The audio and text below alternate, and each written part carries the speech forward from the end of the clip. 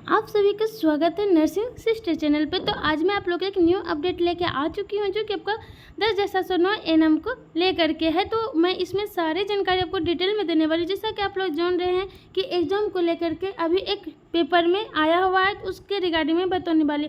और जो भी कैंडिडेट जो कि एनएम करने के बाद जीएनएम किए हैं उनके लिए भी बहुत बड़ा अपडेट है। अगर ऐसा होता है तो बहुत फर्क पड़ने वाला है, आप लोग का मार्क्स घटने वाला है। पूरी जानकारी आप देखिए। जो विज्ञापन आया था उसमें कुछ और था, और अभी जो विज्ञापन में आ रहा है और जो आपका नया नियमावली है उसमें कुछ और दिया गया है। अगर एग्जाम होता और नया नियमावली पे एग्जाम होगा तो आप लोग का मार्क्स घटने वाला है। तो पूरी जानकारी इसको देखिए और समझिए। तो चलिए मैं आपको पूरी जानकारी बताने वाली हूँ। और आप लोग से एक बहुत ही प्यारा सा रिक्वेस्ट है कि आप लोग चैनल को जरूर सब्सक्राइब कर लें, अपने फ्रेंड्स से शेयर कर दें और वीडियो को लाइक कर लें। तो चलिए सबसे पहले जो नोटिस है उसको समझते हैं, उसके बाद इस पर कुछ डिस्कस किया जाए। तो आप देख लीजिए, मैं पेपर लेके आ गई हूँ। देख सकते हैं इसमें 60 अंकों की होगी एनएम की सीधी नियुक्ति परीक्षा। तो आप देख लीजिए अब परीक्षा होने वाली। तो सबसे पहले मैं एक बात यहाँ पे बोलना चाहूँगी, परीक्षा चलिए परीक्षा ही देना है तो देना तो पड़ेगा ही। अगर होगा तो सबसे पहले एक बात समझिए कि जो एक एएनएम करते हैं उनको सबसे पहले एक एंट्रेंस एग्ज़ाम पास करना पड़ता है, पैरामेडिकल। उसके बाद उसे 2 साल रह करके ट्रेनिंग करना पड़ता है। सिर्फ 1500 रुपये स्टाइपेंड दे करके वो ट्रेनिंग करवाते हैं, आप अपना ज्ञान ग्रहण करते हैं। उसके बावजूद आप जब ट्रेनिंग करके निकलते हैं, जॉब होगी या नहीं होगी इसका कोई क्लियर नहीं रहेगा, आपका वैकेंसी का कोई शेड्यूल नहीं रहता। उसके बाद अब जब 5 साल 10 साल वेट करेंगे, उसके बाद सरकार की नींद खुलेगी तो वो बोलेंगे चलिए आप लोग को फिर से एक बार परीक्षा ली जाए। यानी यही तो बन गया है और तो कुछ अब रहा नहीं है। तो चलिए अब जब ये नियम बना है तब एनएम लोग को तो परीक्षा देना ही पड़ेगा। थोड़ा इसको भी समझ लेते हैं इन्होंने क्या कहा है इसमें, इसको देखते हैं। तो आप लोग देख लीजिए, इसमें 60 अंक शामिल होंगे। इसमें और आगे क्या कहा है, हालांकि पूरी मेगा सूची 100 अंकों के आधार पर बनेगी। परीक्षा के अंकों के अलावा 15 अंक उच्चतर कोर्स के लिए निर्धारित है। देखिए पहले जो नोटिस था उसमें क्या था, सिर्फ उच्चतर अंक के लिए 15 अंक दिए जा रहे थे। उसमें कोई नहीं क्लियर किया था कि जो जीएनएम स्टूडेंट है उसे अलग मार्क्स मिलेंगे, जो बीएससी नर्सिंग है उसे अलग मार्क्स मिलेंगे, जो एमएससी किए हैं उसको अलग मार्क्स मिलेंगे।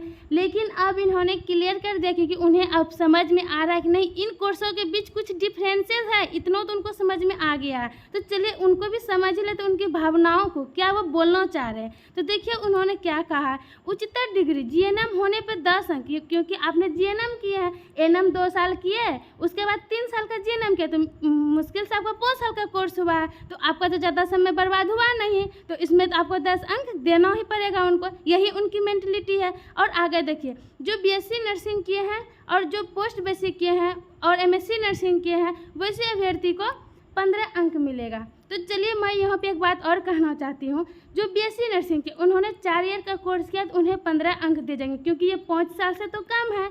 ऐसे ये डिग्री बड़ा है तो उनको तो 15 अंक मिलेंगे। और एक बात समझिए, जो कि पोस्ट बेसिक है उसे भी 15 अंक दिए जाएंगे। क्यों? पोस्ट बेसिक जानते हैं कौन कर सकते हैं, जो एनएम जिन्होंने कर लिए हैं। एनएम जरूरी नहीं है, ये तो जरूरी नहीं, लेकिन इस फॉर्म को फिलअप करने के लिए आपके पास एनएम का डिग्री होना जरूरी है। तो इसलिए यहाँ पे ये जरूरी है कि एनएम आपके पास डिग्री हो। उसके बाद आपने जीएनएम किया, उसके बाद जीएनएम के उसके बाद जीएनएम जिन्होंने किया है वही पोस्ट बेसिक बीएससी नर्सिंग कर सकते हैं। वो 2 साल के कोर्स है, यानी टोटल 7 साल अगर आपने दिए तो आपको 15 अंक मिलेंगे। देख रहे हैं इनकी क्या कल्पना की जा सकती है, आप भी समझिए। उसके बाद है शेष 25 अंक राज्य के अंदर स्थित सभी सरकारी या प्राइवेट, केंद्र सरकार या पंचायत नगर निगम आदि अस्पतालों में कार्य अनुभव के लिए प्रति वर्ष 5 अंक निर्धारित किए जाए। चलिए ये तो पुराना इनका है कि अगर आप प्रत्येक वर्ष आप अगर ड्यूटी कर रहे हैं सरकारी में तो आपको 5 अंक दिए जाएंगे। ये इनका अंक देने का तरीका है। तो आपको ये कैसा तरीका लगा तो आप लोग कमेंट करके ज़रूर बताइएगा। और मैं आपको विज्ञापन, जो पुराना विज्ञापन आपका 10/709 का बीटीएससी का जो विज्ञापन है उसमें इन्होंने क्या कहा है वो समझ लीजिए, क्योंकि हमारी बहाली जो आई है वो तो 10/709 की बहाली है जिसका विज्ञापन पहले आ चुकी है और नियमावली अभी अभी बनी है, क्योंकि ये तो अभी जन्म के खड़ा ही हुआ है। तो लेकिन 10/709 तो पहले आ चुकी है ना, तो उसको लेकर के आप पहले उसमें देखिए उन्होंने क्या कहा था उस विज्ञापन के थ्रू, और अभी वो क्या कह रहे हैं। तो आप ये विज्ञापन देख लीजिए, एनएम का विज्ञापन है। इसमें देखिए इन्होंने अंक देने का क्या नियम रखा था, ठीक है। इसमें देख लीजिए, एनएम कोर्स जिन्होंने किया है, एनएम का जो परीक्षा एनएम से जो अंक प्राप्त है उनके लिए इनको 60 अंक देंगे, इसी जगह पे इन्होंने एग्जाम किया। उसके बाद उच्चतर कोर्स यदि जीएनएम, बीएससी नर्सिंग या पोस्ट बेसिक हो, यहाँ पे इन्होंने देखे उच्चतर क्वालिफिकेशन की डायरेक्ट 15 अंक दिए, कहीं पे भी जीएनएम और बीएससी नर्सिंग को लेकर के अलग से अंक निर्धारित नहीं किए। और इसमें देख सकते हैं 25 अंक की, तो आपका यही है। इन्होंने चेंज कहाँ किया है, तो आपको हायर क्वालिफिकेशन में इन्होंने चेंज किया। तो यहाँ पर आप देख सकते हैं कि 10,709 में जो मेरिट बना था वो आपका इसी आधार पर बना है। ये जो आपका 100 अंक का मार्क्स है, इसी के आधार पर मेरिट बनकर आपका प्रकाशित हुआ था।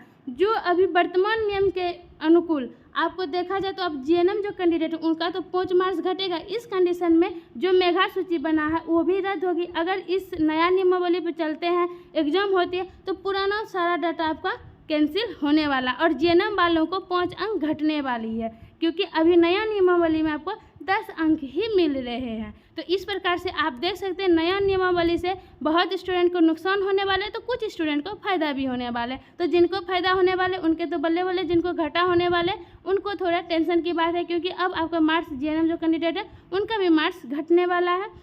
और आए दिन देखिए क्या इस पर अपडेट होता है और उनका क्या ध्यान जाता है कि 10,709 को लेकर के क्या करना चाह रहे हैं वो लोग। इसे क्या राजनीतिक मुद्दा बना के इसी तरह से खेला जाएगा या फिर इसको क्लियर किया जाएगा, इसका कोई अभी क्लियर नहीं है, क्योंकि 10,709 को लेकर के कोई भी क्लियर नोटिस नहीं आ रहा। चाहे पेपर से भी अगर न्यूज आ रहे हैं तो वो सिर्फ एनएम को दे रहे हैं। 10,709 एनएम की बहाली है, उसको लेकर के उनको भी कोई भी नोटिस नहीं है, क्योंकि उन्हें भी नहीं देना है। चलिए, तो यही आप लोग को जानकारी देनी थी। आई होप आपको अच्छी लगे और आप लोग अपना ओपिनियन ज़रूर लिखिएगा, आप लोग क्या सोचते हैं।